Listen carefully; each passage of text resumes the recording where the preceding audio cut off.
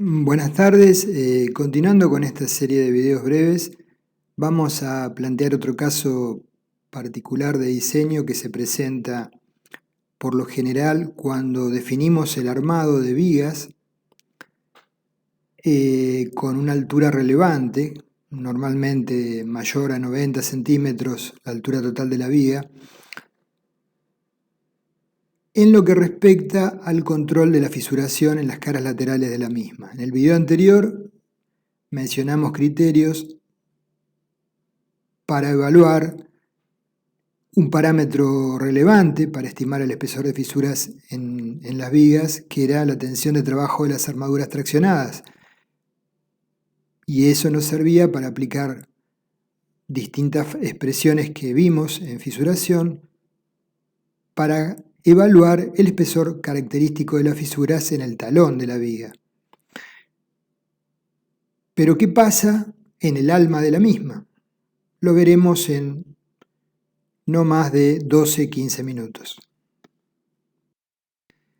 Antes les doy una buena noticia, superamos hace ya varios días los 4.000 suscriptores, el canal sigue creciendo y sigue vigente lo que les he solicitado, que quienes quieren apoyar mensualmente el canal con una cantidad, un importe muy reducido, equivalente a un alfajor, para tener una idea de magnitud para Argentina y algo equivalente para los países linderos, puede realizar su aporte mensualmente a Mercado Pago, con el alias que figura, o para los colegas de otros países a PayPal con el alias que figura. Si el aporte es continuo, yo lo voy registrando. Luego de 4 meses comenzaré a remitirles cada 2 meses material que seleccionaré a tal fin aquellos que ya formen parte de este grupo de suscriptores del canal que lo apoyan efectivamente. Entonces los invito y continuamos con el video. Gracias. Entonces, en el video previo evaluamos cómo calcular o estimar razonablemente. Cuando hablamos de calcular estamos dando una idea de que tenemos una precisión enorme y eso no es real. Ya vimos que planteamos hipótesis para desarrollar el cálculo que eran simplificadas. Entonces podemos hablar correctamente de estimar la tensión en las armaduras traccionadas por flexión en vigas para cargas de servicio. ¿Y para qué lo hacíamos? Por varias razones, para luego poder evaluar el momento de inercia en estado 2 y con el mismo, aplicando las expresiones de Branson o Bishop, poder hacer un cálculo de flechas esperables en vigas que así lo requieran o losas, y también para poder evaluar los espesores de fisuras característicos omega en la zona inferior traccionada y compararlos con los admisibles, por ejemplo, que establece el comité A224 o que el pliego del comitente nos indique. Supongamos que ya sorteamos este tipo de controles en varias vigas fuertemente solicitadas, pero nos encontramos con que una de ellas, por la luz que tiene, requiere una altura levemente superior al metro. Una o varias. ¿Qué pasa entonces con el espesor de fisuras esperable a nivel del alma de la viga? El diseño y el control que he desarrollado, mediante las diferentes expresiones, Jersey-Lutz u otras, se remite al talón inferior de la viga. ¿Cómo procedemos entonces para que las fisuras por encima del talón no me comprometan desde el punto de vista estético fundamentalmente o de la durabilidad? Si repasamos la bibliografía clásica, ya Leonhardt en la década del 70 sugería, en base a ensayos realizados, que las caras de las vigas de tal tipo requerían de un armado especial en las caras laterales para evitar las llamadas fisuras convergentes. O sea, esas son fisuras que se presentan con una separación mucho mayor que en la cara inferior, que están adecuadamente controladas, cuyo espesor es tentativamente la sumatoria de los espesores de las fisuras de la zona que convergen las mismas hacia ella. O sea, puede tener un espesor sensiblemente mayor al que nosotros consideramos como admisible. Entonces, respecto del control de fisuras en vigas altas, ¿qué consideramos altas? Bueno, el código ASITON considera como tal vigas de alturas totales mayores a 90 centímetros. La armadura traccionada ubicada en el talón no resulta suficiente para controlar la fisuración del alma.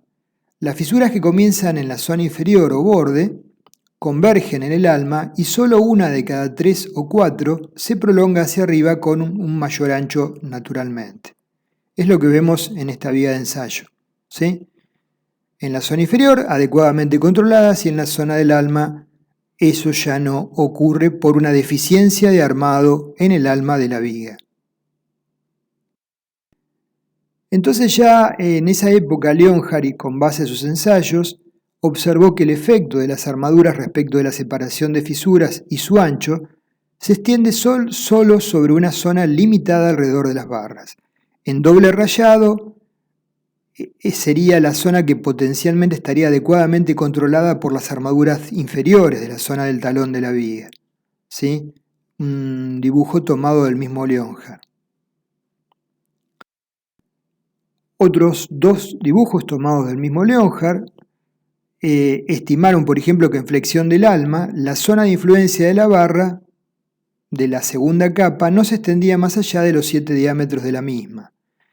Por encima de esa zona ya el control de fisuras era muy pobre y podía producirse el fenómeno que habíamos mencionado anteriormente. El dibujo de arriba se correspondería con losas. Podríamos intentar desarrollar un análisis de trapecios, o sea, la zona traccionada de la viga, dividirla en trapecios, ¿sí? Y en función de los mismos, tomar esas zonas con armadura, ¿sí? Adecuadamente dispuesta a tal fin, sobre la base de que no superen una determinada tensión para la carga de servicio en función de las deformaciones. Ese cálculo no es el más frecuente. Acá Leonhardt presenta dos vigas planteadas de tal forma. En la viga de ancho 35, la separación entre barras del 12 es de 7 centímetros y en la zona inferior, y luego más arriba la separa 10 centímetros. O sea, hay una separación menor en la armadura de piel en la zona más cercana a la cara inferior, como es natural, donde las deformaciones epsilon M1 son mayores, y por encima de la misma hay una separación mayor de las barras y un diámetro menor. Algo similar ocurre en la otra viga de ancho menor. Con respecto a este tema, el CIRSOC 201-2005 en el artículo 1067 indica las siguientes condiciones a cumplir. Cuando en una viga o nervio el valor de H es mayor que 90 centímetros, se debe colocar a lo largo de ambas caras laterales del elemento una armadura longitudinal uniformemente distribuida. La armadura en esas caras laterales se debe distribuir en una distancia igual a H sobre 2 a partir de la cara traccionada.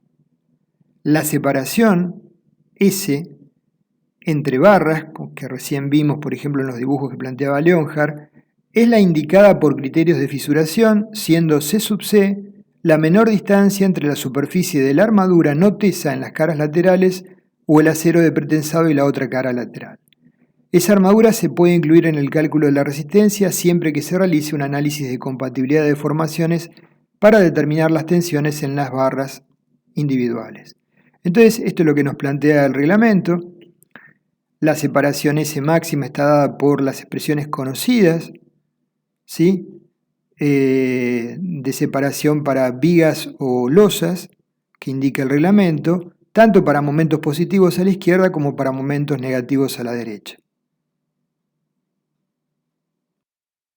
El código ASI 318-2019 nos indica que en vigas de hormigón armado y en vigas también postensadas clase C con altura mayor de 90 centímetros se debe colocar un refuerzo superficial longitudinal uniformemente distribuido en ambas caras laterales dentro de una distancia h/2 medida desde la cara en tracción.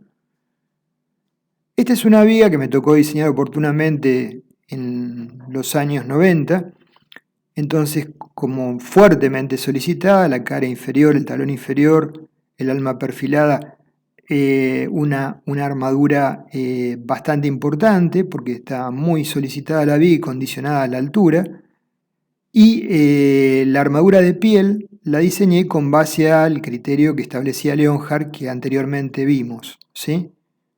La respuesta fue satisfactoria.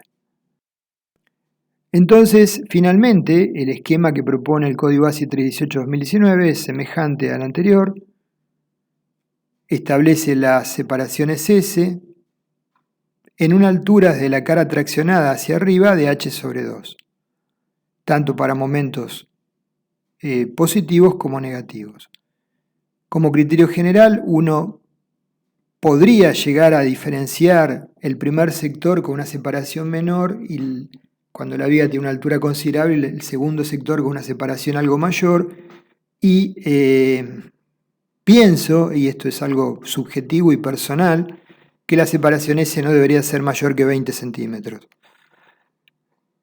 Bueno, es simplemente una orientación, les planteo lo que dice el código y luego algunas sugerencias. Gracias, nos vemos.